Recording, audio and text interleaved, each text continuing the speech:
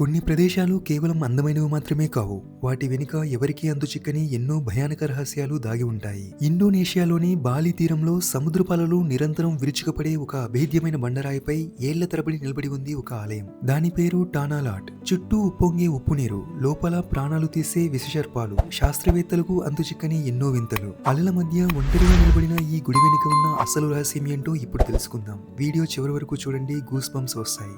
అది 10వ శతాబ్దం. డాంగ్ హ్యూంగ్ నిరార్దా అనే ఒక ఆధ్యాత్మిక గురువు ఈ ప్రాంతానికి వచ్చారు.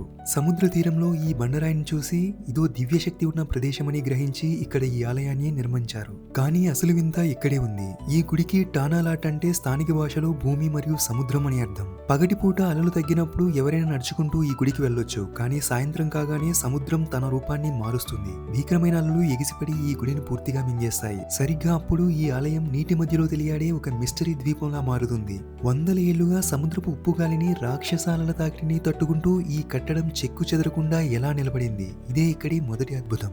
ఇప్పుడు మనం చూడబోయేది ఈ వీడియోలోనే అత్యంత భయానకమైన మరియు వింతైన విషయం. ఈ ఆలయ బండరాళ్ల అడుగున చీకటి గుహల్లో వేలాది సముద్రపు విషసర్పాలు నివసిస్తాయి.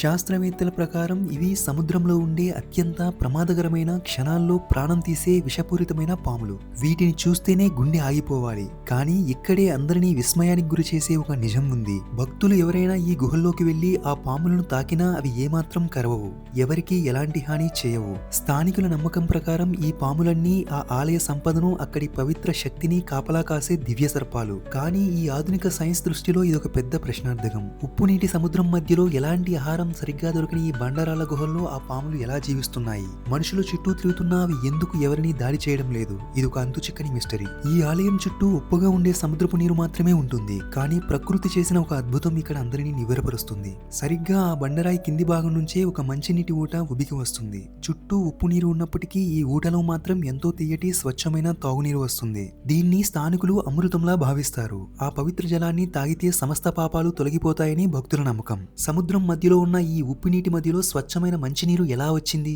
దీని వెనుక ఉన్న భౌగోళిక రహస్యం ఏంటి? ఎవరికీ అంతుచిక్కడం లేదు. చూసారుగా ఫ్రెండ్స్, సముద్రం మధ్యలో అలల పోరాటం, ప్రాణాలు తీసే విషసర్పాల కాపల, ఉప్పు నీటిలో అమృతం లాంటి మంచినీరు, ఇవన్నీ కలిపి టానాలాట్ ఆలయాన్ని ప్రపంచంలోనే అత్యంత రహస్యమైన ప్రదేశాల్లో ఒకటిగా మార్చాయి. ఒకవేళ మీకు అవకాశం వస్తే ఈ భయానకమైన, అద్భుతమైన ప్రదేశాన్ని చూడడానికి వెళ్తారా? కింద కామెంట్ సెక్షన్లో మీ అభిప్రాయాన్ని చెప్పండి. వీడియో నచ్చితే తప్పకుండా లైక్ చేసి సబ్స్క్రైబ్ చేయండి. Thanks for watching.